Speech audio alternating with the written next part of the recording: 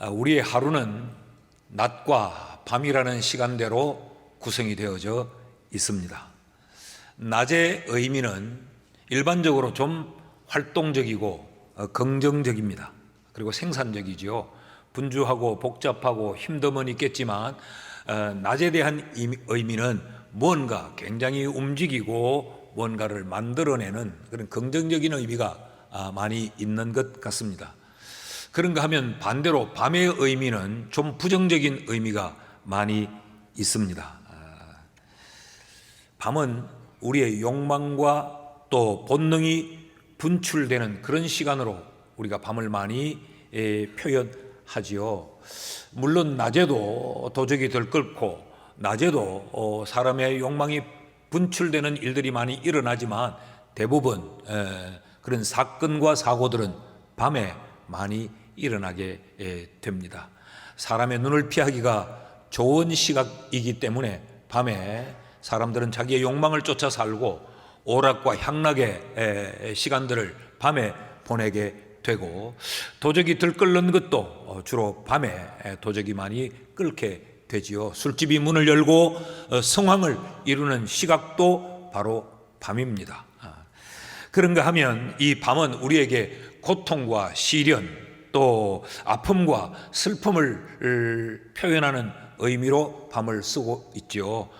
인생의 고난의 밤을 지나고 있다, 슬픔의 밤을 지난다, 이렇게 밤을 부정적인 의미로 많이 사용하고 있습니다. 그런가 하면 또 밤은 긍정적인 의미도 담고 있습니다. 밤은 우리에게 안식과 쉼을 가져다 주고 또 평안을 가져다 주는 그런 의미로 우리는 밤을 사용하고 있습니다.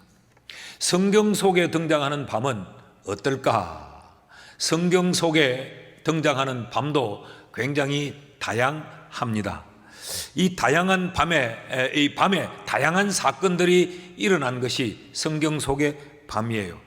많은 환상과 이상들이 밤에 나타났습니다. 그래서 이 밤은 성경의 밤은 체험의 밤으로 많이 묘사가 되고 있지요. 그 밤에 이런 환상을 받고 그 밤에 이런 하나님의 음성을 들었고 등등의 이런 체험적인 사건들이 밤에 많이 일어났습니다. 그런가 하면 이 밤에 하나님의 사람들로 부름을 받는 일들이 이 밤에 많이 일어났어요.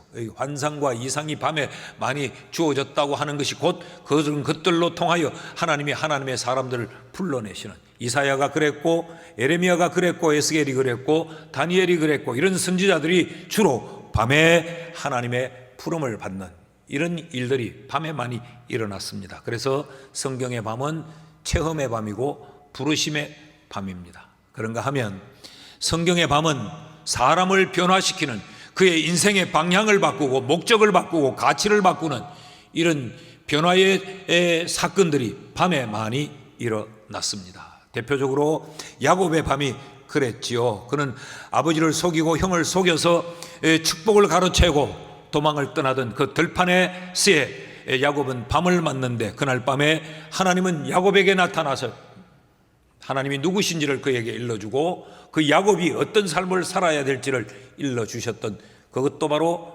밤이었습니다. 그런가 하면 야복 강변에서 야곱의 인생을 송두리째 뒤바꾸어 놓은 그 사건도 밤에 일어난 사건입니다. 그래서 성경은 밤을 변화의 밤으로 우리에게 그렇게 소개합니다. 우리가 지금 매주일 살피고 있는 이 솔로몬에게도 그런 밤은 있었습니다.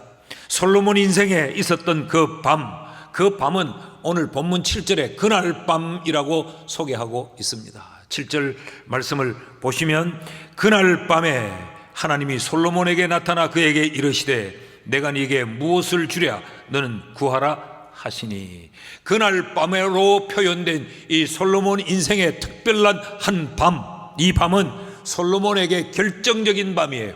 솔로몬의 인생을 바꾸었고 솔로몬의 삶의 모든 내용과 방향을 완전히 바꾸어 놓은 밤이 바로 그날 밤, 솔로몬 인생의 어느 날 한 밤이었습니다.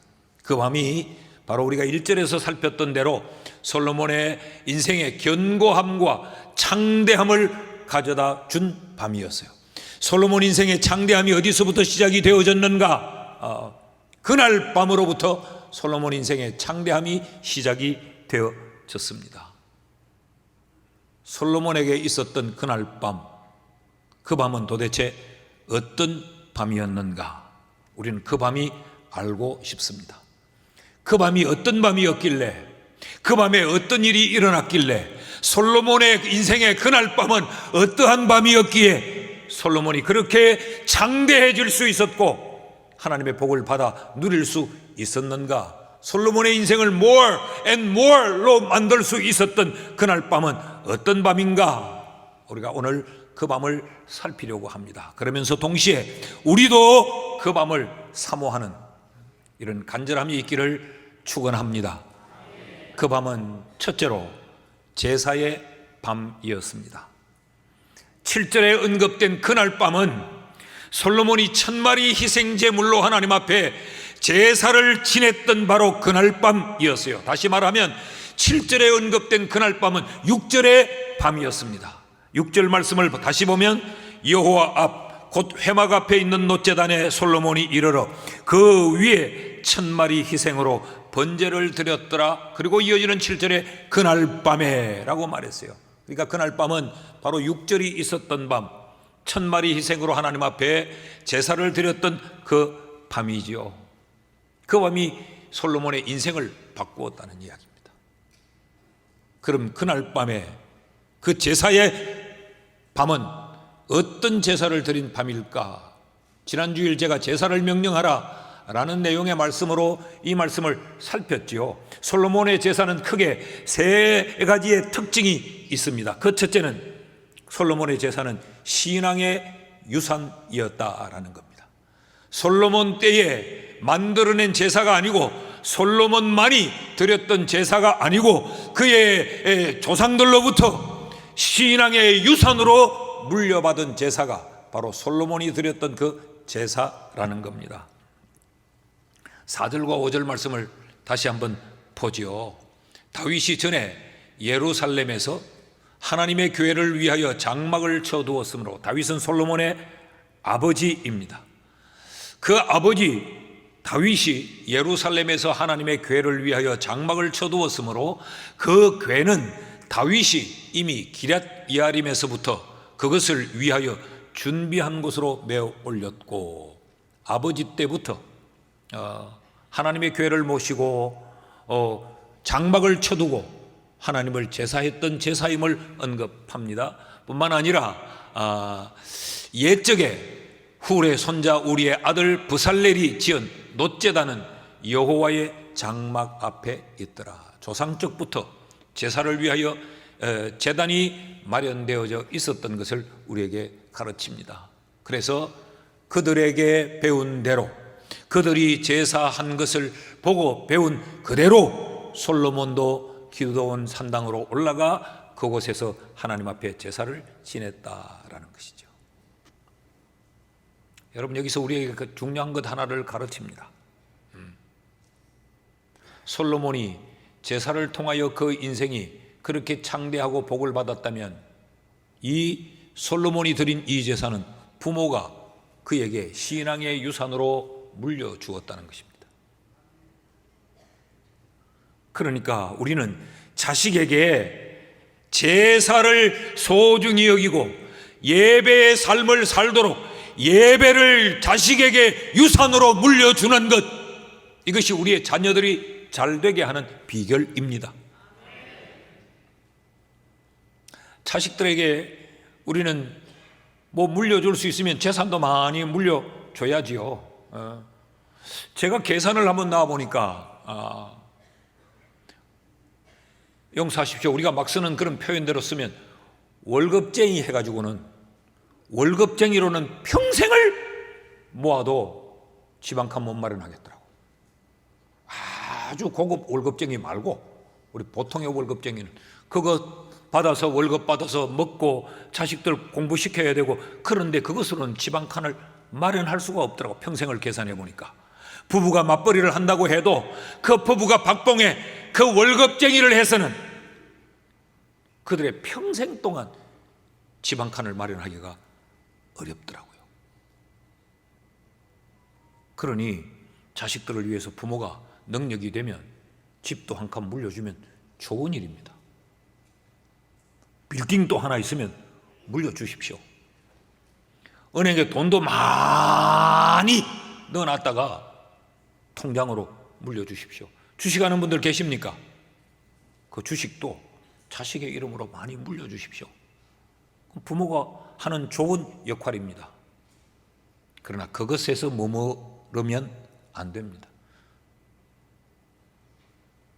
제가 결혼을 하겠다고 오는 우리 자녀, 이 교인들에게 늘 그렇게 말해요. 주례 때도 그런 말을 할 때가 있는데, 좋으니까 결혼한다고 했겠죠. 좋으니까. 당사자들도 좋고 부모도 보니 좋으니까 결혼을 허락했겠죠. 그런데 그 좋으니까 라고 하는 이 말에는 무엇이 들어있는가 하면 계산이 맞으니까 그런 이야기입니다. 직장이 좋으니까,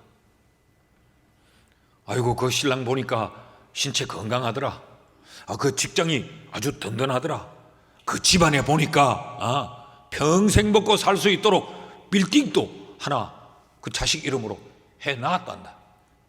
이게 이제 다 맞는 거죠. 아이고 그 아가씨 보니까 이쁘더라. 이런 게 이제 다 맞으니까 좋았겠죠. 근데 이 조건은 영원하지 않습니다. 오늘 가지고 있는 재산이 덩실하다고 해서 그것을 일생 동안 지켜낸다는 보장도 없습니다. 그러니 부모가 할 수 있는 대로 하는 것은 굉장히 귀한 일이겠으나 그것만으로는 우리의 자녀들의 일생이 보장되지 않습니다. 우리의 자녀들에게 하나님으로부터 복을 공급받을 수 있도록 어떠한 환경과 어떠한 상황에서도 시간이 수십 년이 흘러도 마르지 않는 하나님의 축복의 샘으로부터 우리에게 복이 공급될 수 있도록 예배를 유산으로 물려주어야 합니다. 그러니까 우리 부모들은 이 점을 늘 기억해야 돼요. 신앙의 유산으로 물려받은 제사를 드린 것이 솔로몬 제사의 첫 번째 특징이고, 두 번째는 솔로몬의 그 제사는 최선을 다하는 제사였습니다. 최선을 다하는 제사였어요. 우리가 지난주에 이미 살펴본 대로 성전을 아직 짓지 않았음에도, 그래서 기브온의 산당에 올라가서 솔로몬은 하나님 앞에 제사를 지냈어요. 그것도 일천 희생으로 1000마리의 희생 제물을 하나님 앞에 드리면서 제사를 드렸어요. 우리에게 뭘 가르칩니까? 환경이 미흡해도 조건이 갖추어져 있지 않아도 그것으로 예배를 미루거나 그것을 핑계 삼아 제사를 소홀히 하지 않고, 그는 그런 환경에도 불구하고 하나님 앞에 제사할 수 있는 최선으로 하나님 앞에 제사를 지냈다고 하는 것이 솔로몬의 1000마리 희생의 제사였습니다. 여러분, 우리에게 제사가 이래야 됩니다. 그래야 솔로몬의 그날 밤이 우리의 밤이 될 수 있는 거예요. 그래서 우리 교회가 많이 쓰는 표현, 제가 예배를 위하여서 예배 준비실에서나 예배를 위하여 기도할 때마다 제가 거의 빠뜨리지 않고 하는 기도의 표현 중 하나가 최고의 하나님께 최선의 예배를 드리자. 하나님이 내 인생의 최고라면 우리는 그 하나님을 예배하는 것을 최선으로 예배해야 되는 거죠. 시간도 최선으로, 우리의 몸과 마음도 최선으로, 하나님 앞에 드리는 예물도 최선으로, 하나님 앞에 드리는 찬양도 최선으로. 왜냐? 하나님이 최고의 하나님인데, 그 하나님을 예배하는데 우리가 최고로는 못할지만 내가 할 수 있는 대로 최선은 다해야 하지 않겠습니까? 그게 솔로몬의 제사였어요. 우리에게 이런 솔로몬의 그날 밤이 우리에게 필요하다는 이야기죠. 뿐만 아니라 그날 밤 솔로몬의 제사는요, 온전한 제사였습니다. 여기 번제를 드렸다. 이 번제라는 이 제사의 특징이 뭐냐? 하나님 앞에 드리는 제물을 온전히 다 태워버리는 겁니다. 그래서 하나님 앞에 하나님께 올려드리는 제사예요. 그래서 이 번제라는 이 히브리어가 올라라는 단어예요. 신학교 다니면서 이래서 번제를 외우기 위해 연상을 하기 위해서 올라, 하나님 앞에 올라간다. 그래서 올라간다. 이렇게 늘 외웠더니 안 잊어버리고 기억이 되더라고. 어느 제사가 하나님 앞에 바치지 않는 제사는 어디 있겠습니까?만은 이 번제는 그 제사를 드리고 제사장이나 그 제사를 지내는 제주나 이들이 남겨서 나누어 먹지 않습니다. 이 번제는 1000마리 희생으로 제사를 드렸다. 그 1000마리의 제물을 온전히 하나님께 다 불태워 바쳐버린 제사를. 그러니까 솔로몬이 그날 드린 제사는 온전한 제사예요. 오직 하나님만 영광이 되시고 하나님만 기쁨이 되는 제사, 그것이 그날 밤 솔로몬의 제사였다는 거죠. 우리가 예배를 드릴 때 우리도 모르는 사이에 이런 미혹을 많이 받습니다. 찬양대가 찬양을 하면서도 사람에게 찬양대가 칭찬받고 영광을 받고자 하는 이런 미혹이 우리도 모르는 사이에 들었어요. 오늘 끝나고 나니 아멘 되게 많이 나왔지 그자?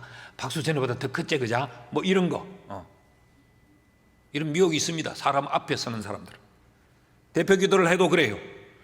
오늘 사람들이 얼마나 내 기도에 감동을 받고 내 기도에 사람들이 껍벅 넘어갈까, 이런 걸 너무 의식할 이런 미혹을 받을 수가 있어요.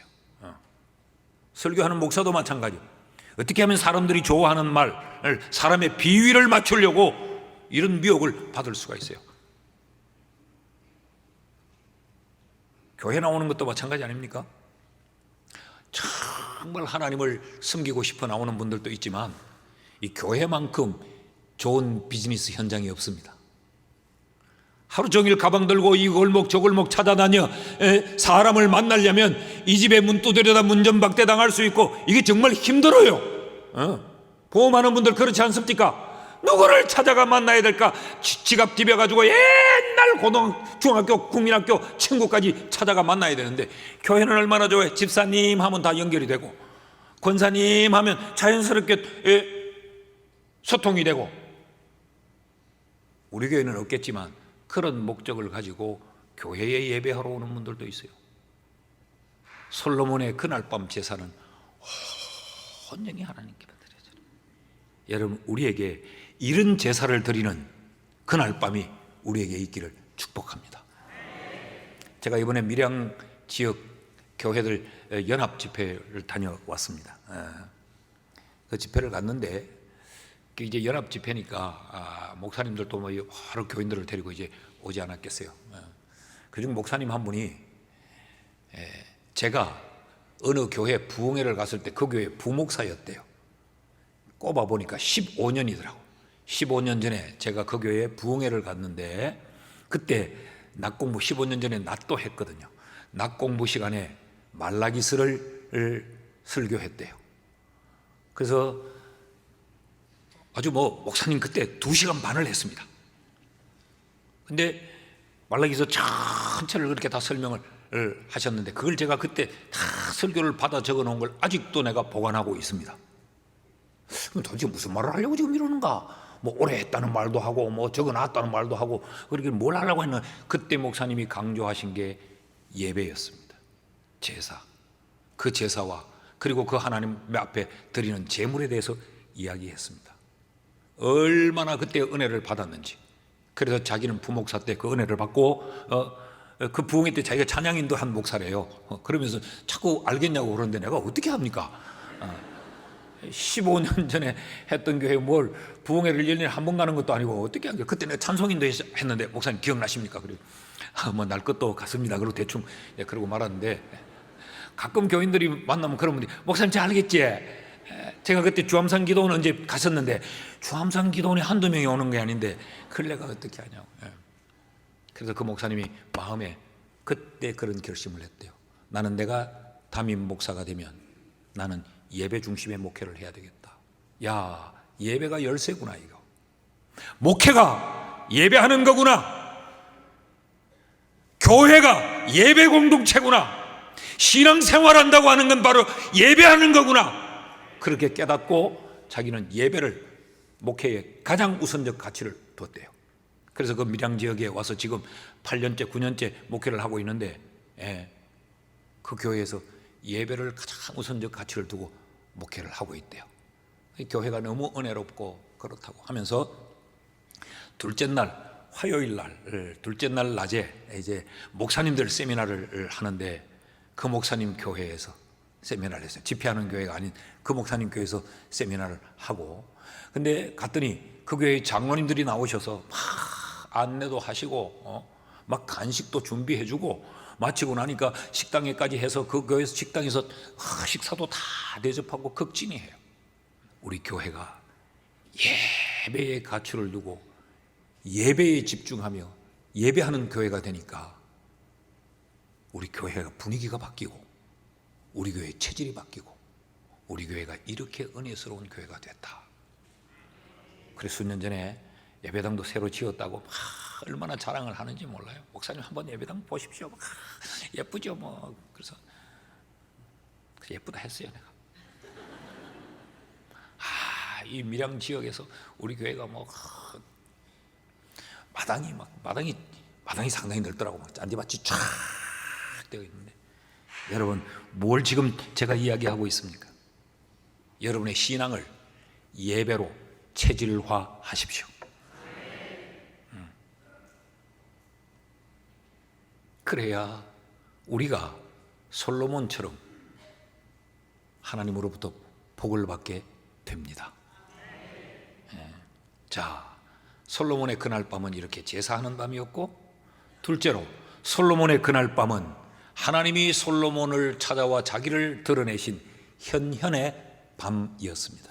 현현의 밤. 현현이라고 하는 것은 하나님의 출현을 말해요. 하나님의 나타나심을 현현이라고 말합니다. 7절을 다시 한번 읽어볼까요? 그날 밤에 하나님이 솔로몬에게 나타나사. 솔로몬의 그날 밤은 하나님이 솔로몬에게 자기를 나타내신 밤이죠. 여러분, 여기 솔로몬에게 하나님이 나타났다, 이 짧은 한 문장이 엄청난 사건입니다.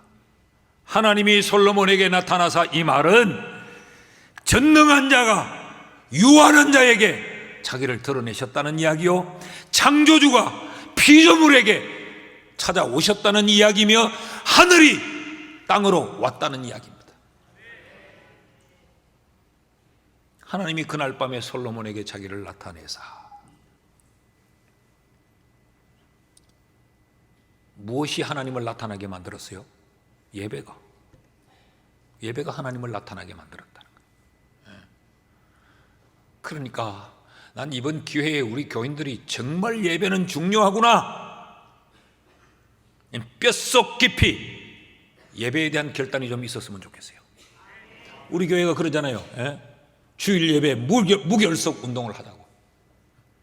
주일 예배 안 빠져봐야 1년 52주 52번입니다. 365일 가운데.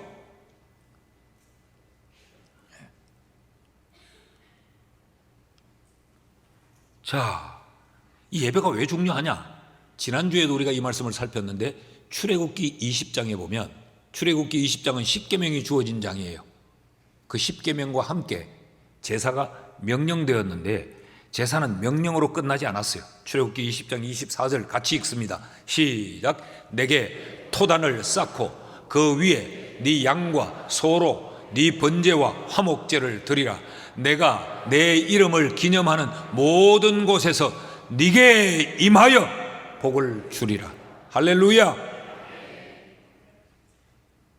토단을 쌓아서 제사를 하든 석단을 쌓아서 제사를 하든, 하나님은 하나님을 제사하는 그 현장에 하나님은 임하신다고 말씀하고 있어요. 자, 그런데 그럼 하나님이 왜 나타나시는가?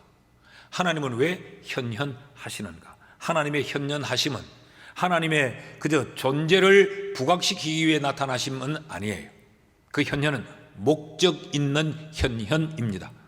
하나님은 자기를 드러내실 때 다 계획이 있고 뜻이 있고 목적하는 바가 있어서 하나님은 자기를 현현하세요. 하나님은 어디나 계시는데 왜 하필이면 하나님은 예배하는 그 현장에 자기를 드러내시겠다고 말씀을 하시는가? 이 목적 때문에 그래요. 목적 때문에. 여기 나타나다라고 하는 이 말, 이 히브리 말로 라아라는 말이에요. 라아라는 이 나타나다라고 하는 이 말을 직역하면 주목하다, 조사하다, 면밀히 관찰하다. 그래서 그를 느끼다, 그런 뜻이에요. 그리고 하나님이 나타나셨다는 말은 그를 주목하기 위해서 나타나신 것이고, 하나님이 솔로몬에게 나타나셨다는 말은 하나님이 솔로몬을 조사하기 위하여 나타나신 것이고, 하나님이 솔로몬을 면밀히 관찰하기 위해 나타나셨다, 그런 이야기죠. 뭘 조사하고 뭘 면밀히 관찰하기 위함인가? 7절 말씀을 다시 봅니다. 그날 밤에 하나님이 솔로몬에게 나타나 그에게 이르시되 내가 네게 무엇을 주랴 너는 구하라 하시니. 하나님은 지금 솔로몬이 무엇을 필요로 하는지를 조사하기 위해 나타나셨고, 하나님은 그날 밤에 솔로몬이 무엇의 부족을 느끼고 있는지를 관찰하기 위해 그날 밤에 나타나셨고, 하나님은 그 솔로몬에게 솔로몬 스스로 얻을 수 없는 것들을, 하나님만이 주실 수 있는 것들을 그 솔로몬에게 채워줄 목적으로 현현하셨습니다. 자, 솔로몬이 이 하나님의 질문에 이렇게 대답합니다.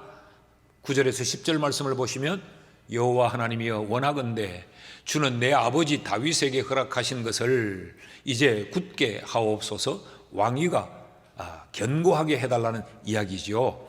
주께서 나를 땅에 티끌같이 많은 백성의 왕으로 삼으셨사오니 주는 이제 내게 지혜와 지식을 주사 이 백성 앞에 출입하게 하옵소서.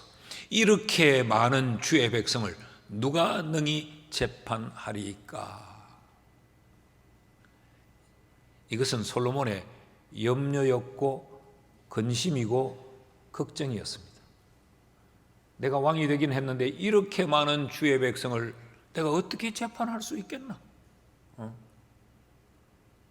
이게 솔로몬의 부족함이었고, 이게 솔로몬의 필요였고, 이게 솔로몬이 염려하는 것이었고, 그래서 이 왕위가 불안불안했던 거죠. 세상 말로 바꾸면 내가 왕노릇, 내가 왕지를 제대로 할 수 있겠나? 그게 솔로몬의 염려와 걱정이었어요. 하나님은 그것을 살피기 위해서, 하나님은 그것을 관찰하기 위해서, 하나님은 그것을 조사하기 위해서 그날 밤에 솔로몬에게 나타나셔서 내가 뭐 줄까? 너 뭐 필요하니? 너 무엇 때문에 염려하니? 너 걱정하는 게 뭐야? 너 지금 꼭 있어야 할 것 그게 뭐야? 말해. 그러면 내가 주겠다는 거죠. 이것이 하나님의 현현의 목적이었습니다. 여러분, 그렇다고 하면 하나님의 현현은 우리의 필요가 채워지는 것이에요. 솔로몬의 그날 밤은 솔로몬의 필요가 채워지는 밤, 축복의 밤이었습니다.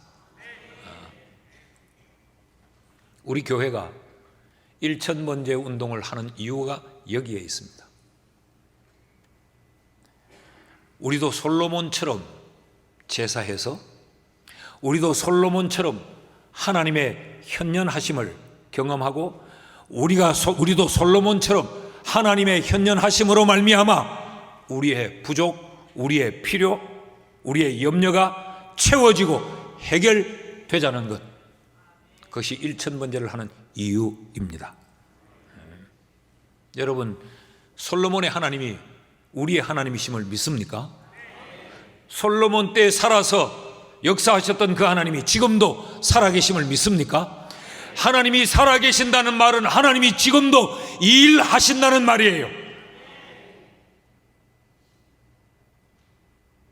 그런데 그 지금도 일하시는 그 하나님은 어제나 오늘이나 영원토록 동일하신 하나님입니다. 그 하나님이 동일하시다는 말은 그때처럼 지금도 일하시는 하나님이고, 그때와 같은 방법으로 하나님은 지금도 그 방법으로 일하신다는 의미입니다. 그러므로 우리는 이 솔로몬이 일천번제를 통해 하나님의 마음을 기쁘시게 했고, 그로 말미암아 솔로몬이 하나님의 현현을 보았고, 그 하나님의 현현으로 말미암아 솔로몬에게 이런 채워짐의 복이 경험되어졌다면 우리도 이 운동을 하지 않아야 될 이유가 없는 거죠. 오늘 산부 예배 드리는 온 성도들도 일천번제 운동에 함께 참여하여 하나님의 현현을 경험하는 우리가 될 수 있기를 주의 이름으로 축원합니다. 축원합니다. 셋째로, 솔로몬의 그날 밤은 제사의 밤이었고 현현의 밤이었을 뿐만 아니라 그날 밤은 고백의 밤이었습니다. 고백의 밤. 자, 하나님이 솔로몬에게 나타나셨죠. 그런데 솔로몬이 자신에게 나타난 하나님을 마주하게 됩니다. 그 하나님을 마주하자 솔로몬이 그 하나님 앞에 쏟아놓는 고백들이 있었습니다. 이 고백이 하나님이 그토록 기뻐하는 고백들이었어요. 우리가 다음 주에 살피겠지만 하나님은 솔로몬의 이 고백들을 받으시고 네게 이런 마음이 있어서라고 솔로몬을 하나님은 극찬하면서 솔로몬의 그 고백에 하나님이 흥분하시는 모습을 우리가 보게 돼요. 자, 어떤 고백이었는가? 그 첫째는 은혜의 고백이었습니다. 8절 말씀을 보실까요? 솔로몬이 하나님께 말하되 주께서 전에 큰 은혜를 내 아버지 다윗에게 베푸시고 내가 그를 대신하여 왕이 되게 하셨나이다. 지금 솔로몬이 이 대답할 이 논지의 흐름이 아니에요. 하나님이 지금 네 애비가 누구냐 이렇게 물었으면 내 아버지는 다윗인데요, 하나님의 은혜로 왕이 되었던데 이렇게 거슬러 올라갈 수 있는데, 하나님은 지금 솔로몬에게 내가 네게 뭐 줄까? 그러면 뭐 줄까라고 하는 이 말의 답은 하나님이 이거요 라고 나와야 되는데 뜬금없이 솔로몬은 아버지 때로 거슬러 올라갑니다. 하나님께서 예전에 내 아버지 다윗에게 은혜를 베풀어서 우리 아버지를 왕되게 하시지 않았습니까? 이걸 지금 고백해요. 뭘 지금 솔로몬은 기억합니까? 지난날 우리 가문에 베풀어 주셨던 그 하나님의 은혜, 그걸 지금 기억하고 있는 거예요. 과거의 은혜를 지금 기억하고 있습니다. 과거의 은혜.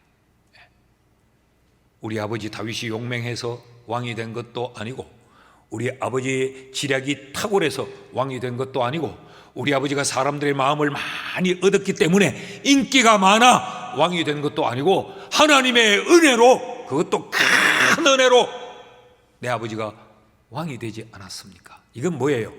솔로몬의 의식 속에 지난날 하나님이 은혜를 부어줬다고 하는 것이 최고히 쌓여 있었다는 말이에요. 그러니까 내 지금 네게 뭐 줄고 하니까 그 은혜가 툭 고백되어지는 거죠. 여러분, 우리의 인생도 오늘이 있기까지는 어제에 하나님이 베풀어 주셨던 은혜가 있어서 우리의 오늘이 있다는 것 아십니까? 오늘을 경험하지 못하고 어제 떠난 자들은 이 오늘을 얼마나 소망하고 그리워했는지 몰라요. 소망하고 그리워한다고 해서, 용쓴다고 해서 오늘이 우리에게 주어지는 건 아니죠. 어제의 은혜가 주어져야 우리는 오늘을 살게 되는 것입니다. 여러분, 오늘을 막 사니까 우리는 오늘만 살고 있는 것 같지만 돌아보면 이런 눈물 날 시간이 있었구나, 이처럼 하늘이 무너지는 것 같은 시간이 있었구나, 내 인생이 이렇게, 내 꿈도 내 미래도 여기서 이렇게 꺾어야 하는가 싶은 그런 순간들이 돌아보면 지난 내 인생의 길에 있었어요. 네, 그럴 때 하나님이 은혜로 덮어주시고, 또 하나님이 은혜로 달래주시고, 하나님이 은혜로 끌어주셔서 오늘 여기에 이르러 그때가 마치 있었던가 잊어버리고 지금 오늘을 신명나게 살고 있는 것 아닙니까? 19살의 나이에 감당할 수 없는 질병으로 생사의 위기를 논하고 있을 때 하나님이 은혜를 베풀어 고쳐주시고 목회의 길을 걷게 하시고 오늘 여기까지 오게 하신 거죠. 이렇게 같이 한번 돌아보면 이 땅에 와 20년을 채우지 못하고 그렇게 인생의 마침표를 찍을 수 있었는데 이승이 많이 살았다. 이만큼 산 것도 정말 족하다. 그런데도 더 살라고 병원 가서 주사 맞고, 그런데 더 살라고 약국에 가서 약 지어 먹고, 그런데 더 살라고 더 살아야죠. 근데 돌아보면 하나님의 은혜가 아닌 게 없어요. 자, 과거의 은혜를 기억할 뿐만 아니라 솔로몬은요 8절을 다시 띄워주시면요, 하나님께 말하되 주께서 전에 큰 은혜를 내 아버지 다윗에게 베푸시고 내가 그를 대신하여 왕이 되게 하셨사오니 그 하나님의 은혜는 지난 날에만 있었던 것이 아니고 지금 내게도 하나님의 은혜는 부어졌습니다 라는 걸 좀 고백해요. 그러니까 솔로몬은 과거의 은혜만 기억하는 것이 아니고 현재의 은혜도 기억하고 고백하고 있는 거죠. 여러분, 이 땅에는 네 종류의 사람이 살고 있습니다. 하나는 과거의 은혜는 기억하는데 현재의 은혜를 기억 못하는 사람. 또 한 무리는 과거의 은혜는 기억 못하면서 현재의 은혜만 기억하는 사람. 또 한 무리는 과거의 은혜도 기억 못하고 현재의 은혜도 기억 못하는 사람. 마지막 한 부류는 과거의 은혜도 기억하고 현재의 은혜도 기억하는 사람. 그리스도인은 예전부터 지금까지 과거의 은혜도 기억할 뿐만 아니라 현재 지금의 은혜도 기억해야 합니다. 하나님을 알지 못하는 사람은 은혜라는 걸 모르기 때문에 과거도 기억 못하고 현재도 은혜가 은혜라고 하는 사실을 알지 못하나, 하나님을 아는 사람은 지나온 내 인생도 하나님의 은혜요, 지금 살고 있음도 하나님의 은혜임을 고백해야 합니다. 여러분에게 이런 고백이 있는지요? 이런 의미에서 우리에겐 이 솔로몬의 그날밤이 필요합니다. 고백의 밤. 자, 솔로몬은 은혜를 고백했고, 두 번째 솔로몬은 뭘 고백했느냐? 하나님이 주인이시다고 하는 주권을 고백합니다. 주권의 고백입니다. 다시 솔로몬이 했던 이 고백을 다시 한번 되짚어 보면 8절 말씀을 보시면요, 8절은 이렇게 기록되어 있어요. 솔로몬이 하나님께 말하되 주께서 전에 큰 은혜를 내 아버지 다윗에게 베푸시고, 우리 아버지가 왕 된 건 하나님이 왕을 시켜준 겁니다 라는 이야기죠. 그리고 내가 그를 대신하여 왕이 되게 하셨사오니, 나를 왕 시켜준 것도 내가 시험 잘 봐서 왕 된 게 아니고, 내가 처신 잘해서 된 게 아니고, 내가 여러 인적 네트워크를 잘 만들어 가지고 있었기 때문에 된 것이 아니고 하나님이 나를 왕시켜 준 겁니다. 이 주권이 하나님께 있음을 고백하지요. 9절 말씀도 보십시오. 여호와 하나님이 원하건대 주는 내 아버지 다윗에게 허락하신 것을 이제 굳게 하옵소서. 아버지의 왕이 되게 한 것도 하나님이 허락한 거 아니냐는 거죠. 주께서 나를 땅에 티끌같이 많은 백성의 왕으로 삼으셨나이다. 하나님이 나를 왕되게 했다는 거죠. 하나님이 주인이심을 고백하고 있는 겁니다. 이 사실을 알기에 솔로몬은 그 하나님께 자신의 왕권이 견고하게 해달라고, 그리고 이 나라가 창대하게 해달라고 하나님 앞에 기도할 수 있었어요. 이걸 모르면 기도 안 합니다. 자, 9절 말씀 보시면요, 여호와 하나님이 원하건대 내 아버지 다윗에게 허락하신 것을 이제 굳게 하옵소서. 자기 자신이 볼 때는 이걸 내가 어떻게 왕 노릇을 할 수 있겠느냐, 이 왕위가 불안하고 염려였어요. 그러니까 하나님이 주인이시라면 하나님이 이 왕위를 굳게 해 주실 수 있음을 내가 믿습니다, 그 말이죠. 그래서 그걸 지금 하나님께 구하고 있지요. 이제 굳게 하옵소서. 주께서 나를 땅에 티끌같이 많은 백성의 왕으로 삼으셨나이다. 10절도 똑같은 말을 하고 있어요. 주는 이제 내게 지혜와 지식을 주사 이 백성 앞에서 출입하게 하옵소서. 왕이 제멋대로 하면 돼요. 그런데 주인이신 하나님이라야 내가 백성 앞에서 왕 노릇을 할 수 있다. 그 고백을 지금 여기 하고 있는 거죠. 이 백성 앞에서 내가 출입하게 하옵소서. 하나님이 하게 하지 못하면 난 할 수 없다, 그 이야기죠. 그러니까 내 인생의 주인은 하나님이시라는 걸 솔로몬은 분명하게 인식하고 있었습니다.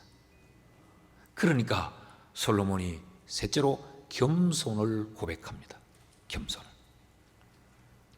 10절 말씀을 다시 볼까요? 주는 이제 내게 지혜와 지식을 주사 이 백성 앞에 출입하게 하옵소서. 이렇게 많은 주의 백성을 누가 능히 재판하리까? 자신이 왕인데 내 백성이라고 말하지 않았어요.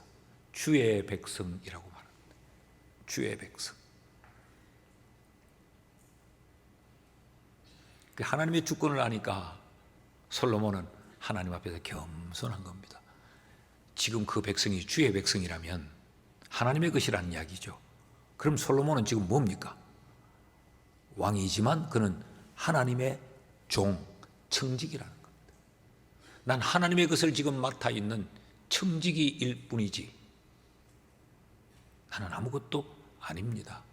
그 고백을 지금 여기 하고 있는 것이죠. 여러분, 하나님이 가장 기뻐하는 고백이 바로 이 고백이에요.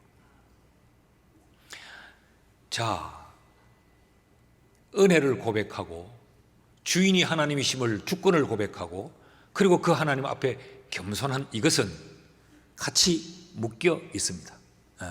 이 트라이앵글 컨페션입니다. 은혜를 아는 사람은 하나님이 주인이라는 걸 알아요. 하나님이 주인이라는 걸 알아야 그분으로부터 왔다는 은혜를 알게 되는 겁니다. 하나님이 주인이심을 알면 그는 겸손할 수밖에 없어요. 이 세 가지는 항상 묶여서 같이 고백이 되어집니다.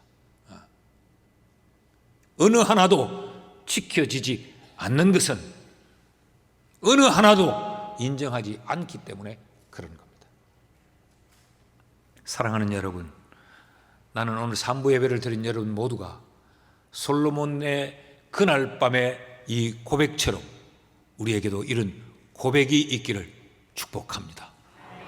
모든 것의 주인은 하나님이시요 모든 것은 주인이신 하나님으로부터 왔으므로 나는 그 하나님 앞에서 청지기로 살 뿐입니다라고 하는 이 고백이 확실할 때 하나님은 우리에게 더 많은 것을 맡길 수 있어요. 내가 이만큼 줬는데 이게 자기 것인 줄 착각하면 더 맡기기가 불안해요.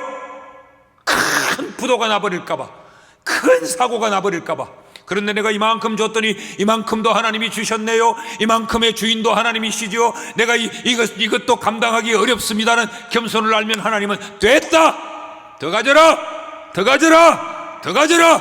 하나님은 그래서 more and more 하나님은 우리를 더 번성하게 하십니다. 성경이 그렇게 말하잖아요. 작은 것에 충성하는 자에게 내가 큰 것을 맡기겠노라고.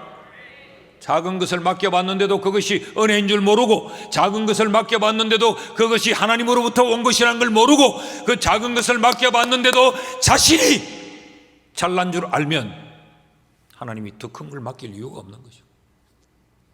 이거 더 큰 것 맡겼다는 이거 큰 일놈이구나, 이거 더 큰일 낼 놈이구만. 그래서 사람들은 조그마한 명예가 주어지고 조그마한 권력이 주어지면 그 명예와 그 권력, 그 자리에 취해서 자기를 잊어버리는 경우가 얼마나 많은지 몰라요.